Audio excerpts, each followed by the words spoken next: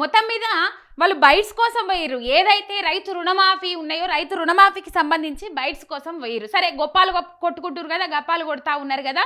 మొత్తం మీద రుణమాఫీ అందరికి అయిందా కాలేదా అంతా వేరే తెలంగాణ రాష్ట్రం మొత్తం తిరుగుడేందుకు సీఎం సొంత నియోజకవర్గం సొంత ఊరు కొండారెడ్డిపల్లినే రైతు రుణమాఫీ అయిందా కాలేదని చెప్పేసి జర్నలిస్టులు పోయి అక్కడ వార్తలు కవర్ చేసే ప్రయత్నం చేస్తే వీళ్ళు దాడికి దిగిండ్రు. ముందు నుంచి వచ్చి వెనక నుండి వచ్చి అటాక్ చేయడం, గుమిగూడడం, ఆడపిల్లలను కూడా చూడకుండా మహిళలను చూడకుండా గుమిగూడడం, చిప్పులు లాక్కోవడం, ఇసిరేయడం, ఇదంతా కథ నడిచింది. మొత్తం మీద ఫోన్లు కూడా లాక్కున్నారు. ఫోన్లు లాక్కొని వాళ్ళు ఏం చేసిరంటే బైక్ మీద పరారైనట ఫోన్లు లాక్కొని. ఇంత దౌర్జన్యమా? అది ప్రధానంగా చిప్పులు లాక్కున్న వ్యక్తి రేవంత్ రెడ్డి ప్రధాన అనుసరుడుగా తెలుస్తా ఉన్నది. మరి జబల మీద చేసి ఫోటోలు దిగే అంత ఉన్నది. ఆ ఫోటో కూడా సోషల్ మీడియా వేదికగా వైరల్ అవుతా ఉన్నది. అసలు పరిస్థితి ఏంది, ఏమైంది, ఏం జరుగుదాం ఒకసారి ఆ జర్నలిస్టులు ఎవరైతే ఉన్నారో విజయారెడ్డి సరితల మీద దాడి జరిగింది. ఒక్కసారి కాల్ తీసుకుందాం, లైవ్ లో కాల్ తీసుకుంటే ఏం జరిగింది, అసలు వాస్తవం ఏంది, పరిస్థితి ఏంది అనేది ఒకసారి మనం కనుక్కుందాం. హలో అక్క, ఏంది పరిస్థితి ఏంది అక్కడ మొత్తం మీద, ఎట్లా ఏ విధంగా దాడి చేసిరు వాళ్ళు? రేఖ, యాక్చువల్ గా మాకు అసలు ఆ ఉద్దేశం లేకుండే అన్ని చోట్ల కవరేజ్ కి ఎట్లయితే వెళ్తామో అట్లనే వెళ్ళినాం. జనరల్ గా అంటే చాలా ఊర్లు పోయినాం కదా మనము. రుణమాఫీ కావచ్చు, పెన్షన్ల విషయం కావచ్చు, ఇయ్యాల కాదు కదా 2 ఏళ్లకెళ్ళి అసలు ఏం జరుగుతుంది అనేది పోతూనే ఉన్నాం, జనరల్ గా చేస్తూనే ఉన్నాము. కాకపోతే ఏంటంటే ఈ రోజు కొండారెడ్డిపల్లి ఇష్యూ తెరపైకి వచ్చింది. అసలు అయ్యింది అందరికీ రాష్ట్రంలో, తెలంగాణ ఉన్న రాష్ట్రంలో అందరు రైతులకు రుణమాఫీ అయింది అన్నప్పుడు అసలు ఏ మాత్రం అయిందో కనుక్కుందామనే వెళ్ళాం. నిజంగా అక్కడ దాడి జరుగుతుంది లేకపోతే ఇంకేదో ఉంటది అనుకోలేదు. ఫస్ట్ నార్మల్ గా పోయినాము. ఆడ సెంటర్ లో ఉన్నది, అడిగితే రాలేదండి, 30% కూడా కాలేదు అని చెప్పారు. సరే మీరు మళ్ళీ ఒకసారి మీ ఆధార్ కార్డులు అవన్నీ కూడా చెక్ చేసుకోండి అని కూడా చెప్పినాం. దాంతో కొంచెం ముందుకు పోతే ట్రాక్టర్ల మహిళలు వెళ్తున్నారు. ఆ మహిళలను అడిగితే కూడా 6 మహిళలు ఉంటే మాకు కాలేదు అన్నారు. ఒకరికేమో అసలు భూమి లేదని చెప్పారు, మిగతా వాళ్ళు మాకు కాలేదని చెప్పారు. దాని నుంచి వెనక్కి వచ్చినాం. సైలెంట్ గా వెనక్కి వచ్చి ఏం చేసినాం అంటే గ్రామ పంచాయతీ దగ్గర అక్కడ ఆగితే ఒక అతను స్కూటర్ మీద పేపర్లు పెట్టుకుని ఉంటే ఏందని అడిగితే మాకు ఇట్లా రాలేదమ్మా అని తన పేపర్లు చూపించాడు. ఎంత ఉంది ఏది ఉంది అనేది బ్యాంక్ వాళ్ళు ఇచ్చారు. ఏందనంటే మరి రాలేదు, మాకు తెలియదు ఎందుకు రాలేదు అనేసి అంటున్నారంటే మరి మీరు కూడా ఒకసారి అగ్రికల్చర్ ఆఫీసర్ దగ్గరికి వెళ్ళి ఒకసారి ఏంటో కనుక్కోండి అని చెప్పినాం. నేను చెప్పి బైక్ క్లోజ్ చేస్తుండగానే సరిత ఆల్రెడీ తిని అడిగింది. వెనకాల ఆ బైక్ లో తిరుగుతారు మా చుట్టూ ఒక 3 బైకులు. అవి మా కెమెరా విజువల్స్ లో ఉన్నాయి, అవి నెట్ లో రాలేదు, మీకు అవి తర్వాత నేను పంపిస్తాను. ఎందుకంటే మా చుట్టూ మీరు తిరుగుతున్నారు అని ఉంది.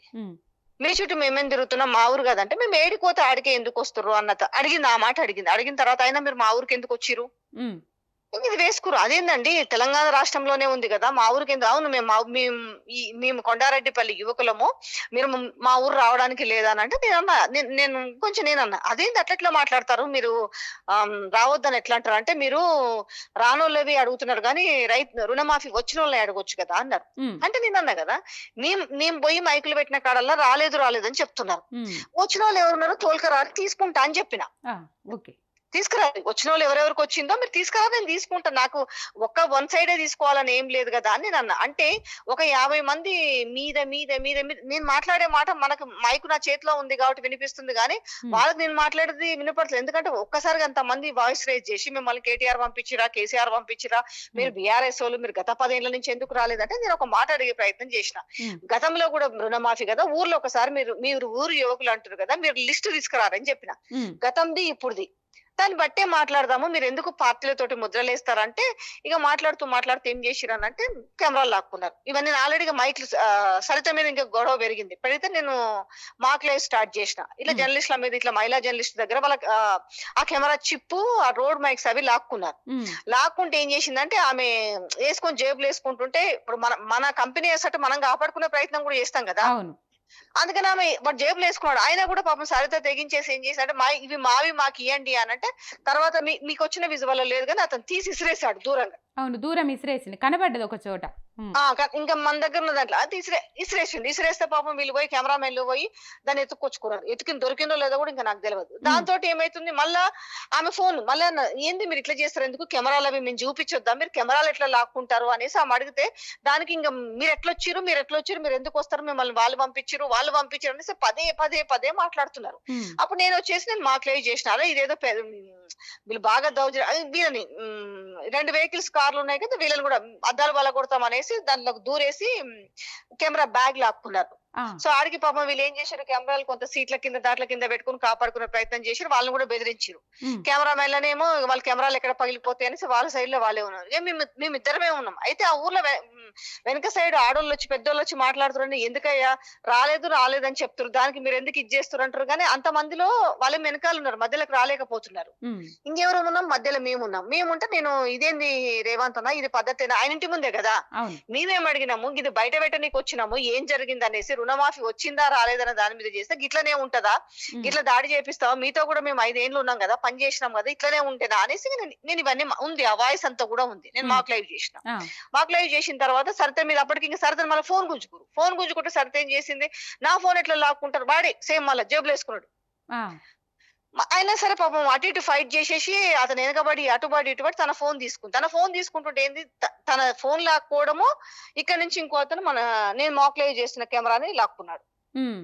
లాక్కునేసరికి వీళ్ళ కెమెరా కోసం చూసుకుంటున్నారు, తన ఫోన్ కోసం చూసుకుంటుంది. ఇప్పుడు ఈలోగా లాక్కున్న ఫోన్లు కెమెరాలు ఇచ్చిండ్రా? ఇచ్చడం అంటే వీళ్ళు ఇదే ఎమ్మటి పడి మళ్ళీ వీళ్ళు వెళ్ళరు.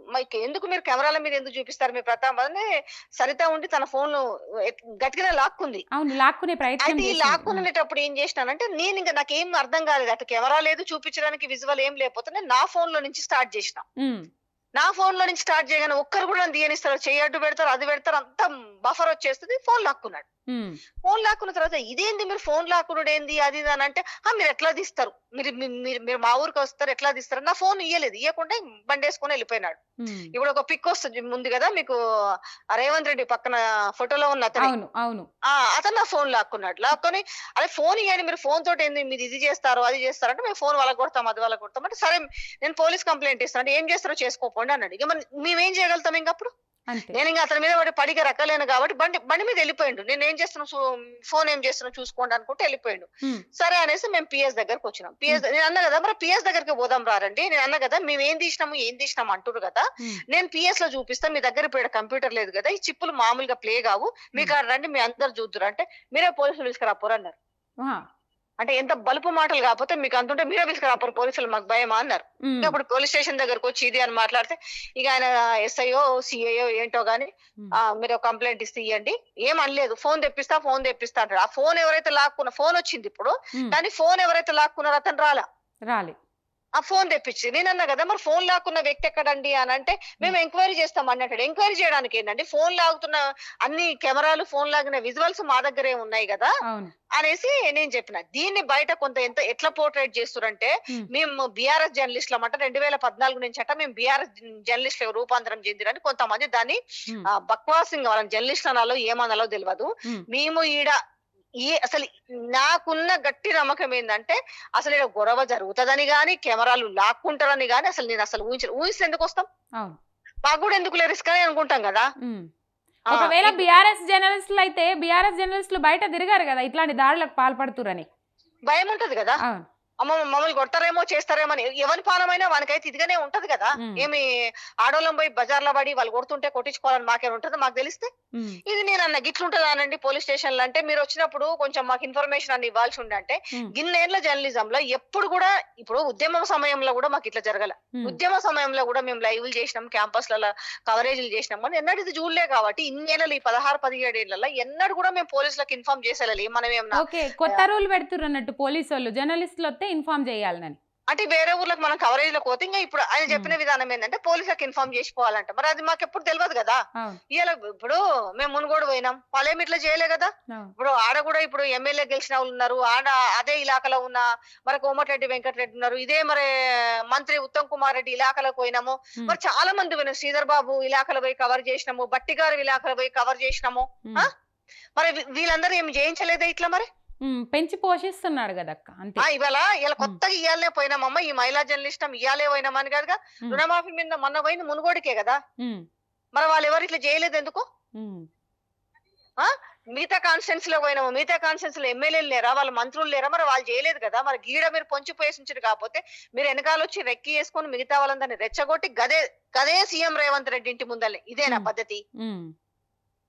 ఇది అసలు జరిగిన వాస్తవం ఏంటంటే మీ దగ్గరికి, ఎందుకంటే కొన్ని ఫోన్లలో అరే ఎవరు తీస్తే వాళ్ళే, మేము ఉన్నాము ఏముంటాము, ఇద్దరు కెమెరామెన్లు, ఇద్దరు డ్రైవర్లు ఉంటే ఇంకా డ్రైవర్లు ఏం చేయలేరు కదా, వాళ్ళకి కెమెరాలు లాక్కుంటుంటే ఏం చేస్తారు, ఫోన్లు తీస్తుంటే ఫోన్లు లాక్కుని నెలకేసి కొడతామనంటే నాదేమో తీసుకొస్తే నేను పోలీస్ స్టేషన్ లో తీసుకోవాల్సి వచ్చింది, తనదేమో సరిగ్గా ఫోన్ పగిలింది ఆమె బురదలు నెట్టేసి. ఇప్పుడు ఎట్లా తెలుసాడా దాడి అంటే ఏం చెప్పనా, బాధ ఏంటి రేఖ, వాళ్ళు ఏదో కొట్టినా అవమానించినా బాధపడమేమో. ఇప్పుడు మనం జెండర్ ఈక్వాలిటీ ఎందుకు తెస్తాము అని అంటే, జెండర్ మన కొంత ఎందుకు నేచర్ అనేది ఒకటి ఉంది, ఒక మగ ఆడ. ఇప్పుడు నువ్వు ఇదే అదనుగా చూసుకొని నువ్వు సెల్ ఫోన్లు లాగేసి చేతులు ఏడబడితే ఆడేస్తే ఎంత బాధ ఉంటది, అవమానం కూడా కాదు మనిషికి, ఎంత బాధ ఉంటది. ఇప్పుడు ఇక్కడ బాధపడుతుంది, మీరు దెబ్బలు కనపడే కొట్టినా కూడా ఇంకేదన్నా ఉంటుండేమో కానీ మీరు ఏడబడతాడు చేతులు, ఇదే సందు కానీ చేతులు వేసేసి, మీరు కెమెరాలు లాగేసి సెల్ ఫోన్లు లాగేసేసి మీరు చేతులు వేస్తే ఎట్లుంటది. ఇది ఇక్కడ జరిగిన ఒక దౌర్జన్యం. ఇది మంచి తీరైతే కాదు, ఇది నిజంగానే అందరికి రీచ్ అవ్వాలని నేను కూడా కోరుకుంటున్నాను. ఇది మంచిది అయితే కాదు, ఇదంత ఒక విషవృక్షం లాగా పెంచి పోషించుకోవడం తప్ప ప్రభుత్వాలు ఇట్లా చేయడం అయితే కరెక్ట్ కాదు రేఖ. ఎందుకంటే రేపు స్వేచ్ఛ ఏడో పర్స్ వచ్చింది, ఎవరు కూడా అట్లాంటి సమస్యను ఎవరు వెలికి తీయలేడు. ఓకే అండి, థ్యాంక్ యూ. రైట్, ఇది పరిస్థితి. మొత్తం మీద బురదల నెట్టేసి సెల్ ఫోన్లు లాక్కొని మొత్తం మీద అక్కడ చూడొచ్చు మనము, మన కాకులు కదా గద్దలు కదా వాలినట్టు ఎక్కడ పడితే అక్కడ చెయ్యిలు వేసుకుంటా దుర్భాషలు ఆడుకుంటా మాట్లాడుకుంటా ఇలా మహిళా జర్నలిస్టులను దాడి చేసిండ్రు, మహిళా జర్నలిస్టుల పైన దాడి చేసిండ్రు, కెమెరాలు లాక్కునుడు, ఫోన్లు లాక్కునుడు జరిగిన విషయం మొత్తము అక్క చెప్పింది. మొత్తం మీద ఈ అంశాన్ని అయితే, ఈ విషయాన్ని అయితే తీవ్రంగా ఖండిస్తున్నాం. కంపల్సరీ అర్హులు ఎవరైతే ఉంటారో శిక్షార్హులు కంపల్సరీ వాళ్ళని గుర్తించి కంపల్సరీ శిక్ష వేయాల్సిందే. వీడియోస్ విజువల్స్ అన్ని ఉన్నాక కూడా విచారణ చేస్తామని చెప్తా ఉన్నారట. మొత్తం మీద ఇది పరిస్థితి. ఫోన్లు లాక్కోవడం, పలగొట్టడం, బురదలో నెట్టేయడం, చిప్పులు తీసి ఇసరగొట్టడం, ఇది మరి రౌడీలను గూండాలను పెంచి పోషిస్తున్నారా ఈ ఇందిరమ్మ ప్రజాపాలన అనేది మాత్రం వాళ్ళే సమాధానాలు చెప్పాలి.